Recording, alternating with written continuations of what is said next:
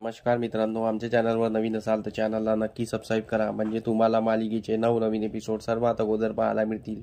तर तुला शिकवीन चांगलाच धडा या मालिकेमध्ये काय घडलं ते आपण बघणार आहोत. तर 16 जानेवारीच्या एपिसोडमध्ये असं घडलं की इकडे अक्षरा घरी स्वतःची पॅकिंग करत असते आणि ती बोलत असते की आता मी अधिपतीला भेटल्याशिवाय राहणार नाही आणि आता मी अधिपतीशिवाय राहू शकत नाही. आता मी अधिपतीच्या घरी जाणार आणि अधिपतीला भेटणार आणि त्यांना सर्व सांगून देणार की तुम्ही बाबा होणार आहात. हे जेव्हा ते ऐकेल तेव्हा त्यांच्या मनात किती खुशी येईल हे मला बघायचं आहे. असं विचार करत अक्षरा पॅकिंग करायला लागते. इकडे अधिपती अक्षराच्या आठवणीमध्ये गुंतलेला असतो. अधिपतीला वाटते की अक्षरा घरी आहे. अधिपतीला जुने दिवस आठवतात की अक्षरा जेव्हा शाळेतून घरी आली होती तेव्हा त्याने रूम सजवली होती आणि अक्षराला सरप्राईज दिलं होतं. आता अक्षरा बोलली होती, अधिपती हे काय केलंय तुम्ही, किती छान केलेलं आहे, तुम्हाला इतकी आयडिया कुठून सुचली वगैरे असं ते बोलत असतात.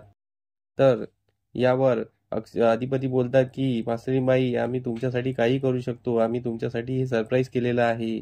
तुम्ही दिवसभर मुलांना शिकवता, सर्वांचं भलं करता, आम्ही तुमच्यासाठी एवढं सरप्राईज करू शकत नाही. असं असं अधिपती तिच्याशी बोलत असतो. हे अधिपतीच्या आठवणी असतात. इकडे अक्षराने तय केलेलं असतं की अधिपतींना भेटायचं. अक्षरा बोलते, अधिपती, जेव्हा मी घर सोडलं तेव्हा मला काही वाटलेलं नव्हतं, पण जेव्हा मी घर सोडलं त्याच्यानंतर मला वाटलं की मी तुमच्याशिवाय कधीच राहू शकत नाही आणि म्हणून मी आता तुमच्याशिवाय कधी राहणार नाही. आता मी तुमच्या घरी तुमच्या जवळ येणार. आता काही झालं तरी मी तुम्हाला कधी सोडणार नाही. असं बोलून ती पॅकिंग करायला लागते आणि ती पण अधिपतीच्या आठवणीत निघून जाते. इकडे अधिपतीला थायलंडचे दिवस आठवतात आणि तो थायलंडचे दिवस आठवत अक्षराच्या आठवणीत रमला असतो आणि तो बोलतो, मास्तरीबाई, मी तुम्हाला तुमच्याशिवाय राहू शकत नाही आणि मी तुम्हाला हे सांगणार. जेव्हा मी तुम्हाला सांगणार की मी तुमच्याशिवाय राहू शकत नाही, माझं तुमच्याबद्दल किती प्रेम आहे हे मला तुम्हाला चांगल्याने सांगायचे आहे. त्यासाठी मी प्लॅन केलेला आहे आणि या संक्रांतीला मी तुम्हाला गोड बातमी म्हणून मी तुम्हाला माझं प्रेम व्यक्त करणार आहे आणि तुम्हाला एक सरप्राईज गिफ्ट देणार आहे.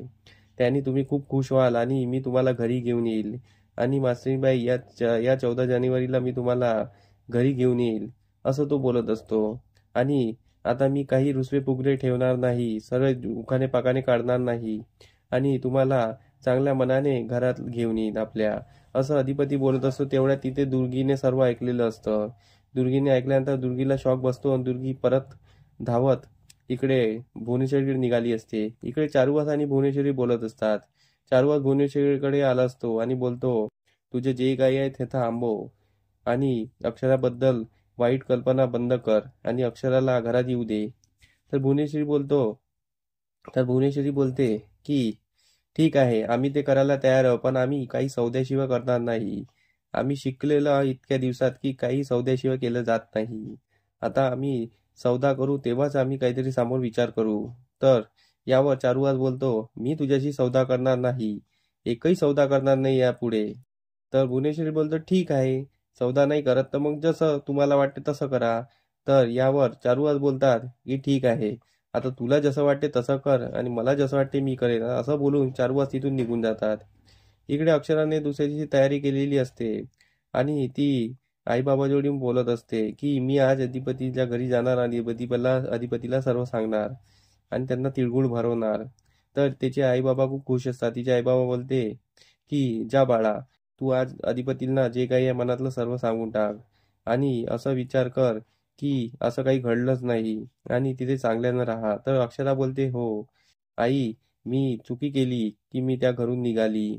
मला खरं तर भुवनेश्वरी मॅडमना त्या घरातून काढायचं होतं, पण मी चुकी केली की मी निघून गेली. मी तिथेच राहून त्यांचं सर्वांचं मन जिंकून आणि अधिपतीचं मन जिंकून हे सर्व करायला पाहिजे होतं. माझी चुकी झाली, पण आता मी त्या घरातून निघणार नाही. तर अक्षराची आई हसून बोलते, हो बाळा, आता तिथेच राहून जे काही करायचे आहे ते कर, पण घरातून बाहेर पाय टाकू नको, कारण की तू त्या घरची लक्ष्मी आहे.